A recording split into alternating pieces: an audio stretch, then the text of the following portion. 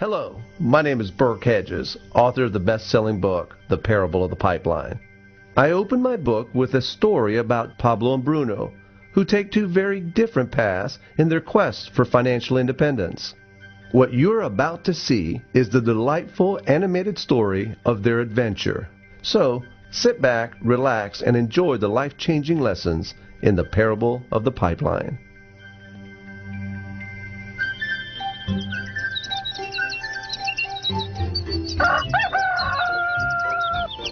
Far away, in a small village, near a beautiful valley, lived two friends, Pablo and Bruno. They were both young and dreamed of a better life for themselves. They'd often discussed their dreams about how they would become the most successful men in the village. They weren't afraid of hard work, and they searched for opportunities to help realize their goals and achieve their dreams. One day, an opportunity presented itself.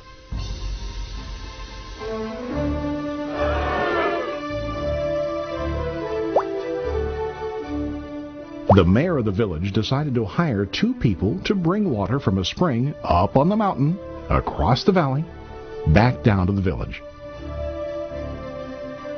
They were to be paid based on the amount of water delivered to the village. Bruno and Pablo enthusiastically got to work.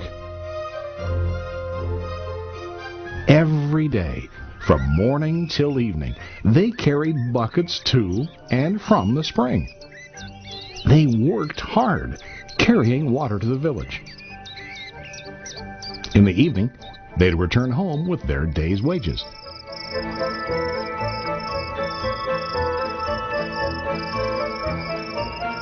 Bruno was satisfied with his work and the money he earned. He was sure that with this work he could achieve his dreams. Bruno thought that to increase his wages he could use bigger buckets to bring more water each trip.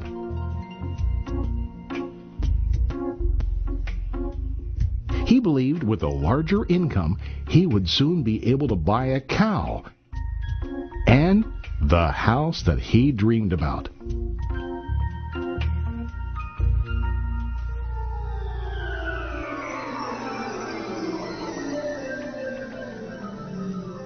Now Pablo was not satisfied. At the end of the day, his back and hands ached, and he was exhausted.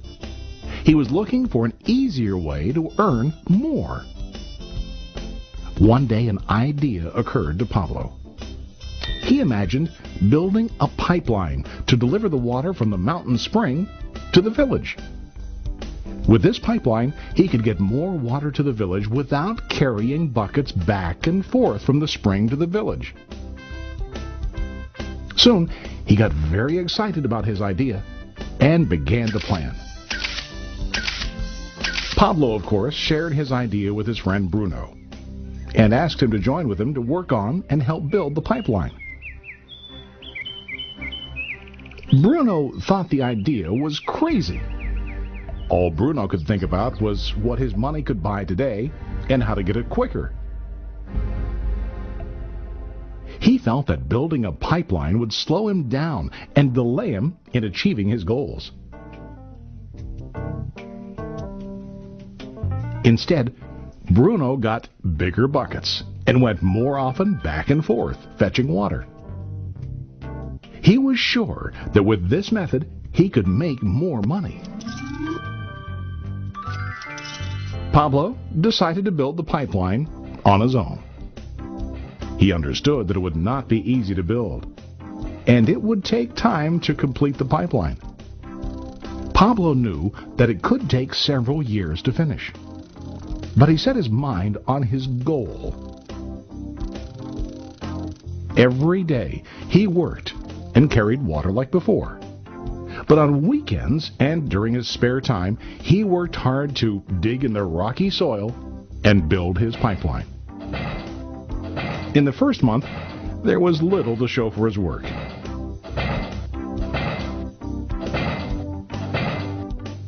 Bruno and the villagers laughed and teased him. They called him Pablo the Pipeline Man.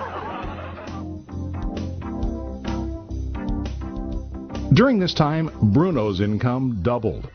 He already bought a cow and a bigger house. His lifestyle changed.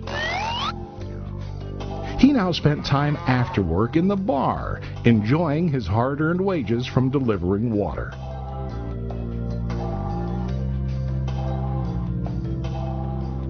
What Bruno didn't realize was that his body was starting to stoop from carrying the heavy buckets every day.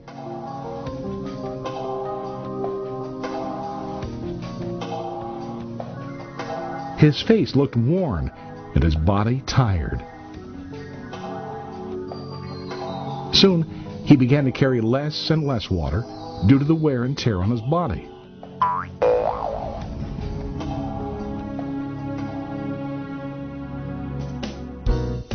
Month after month, Pablo worked. Soon a year passed, and then a second year. Finally, Pablo finished his pipeline. He now used his pipeline to deliver water to the village instead of carrying buckets. Pablo was now earning more money than ever before. The water continued flowing to the village, while Pablo wasn't working. While he slept and ate, the water flowed. Pablo was happy and proud of his insight, persistence, and hard work. Now his income flowed as long as the water flowed through his pipeline.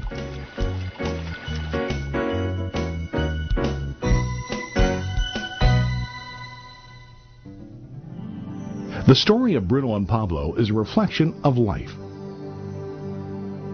Their jobs symbolize what most people do to earn money. Bruno gets his money using buckets. He goes back and forth, carrying his buckets from the spring to the village in exchange for money. To increase his income, he either has to go more frequently to the spring or to use larger buckets. It's common in real life to increase our income by working harder. For example, working overtime or getting a second job. We also increase the size of our buckets by accepting a higher paying position, which often includes spending more time on the job.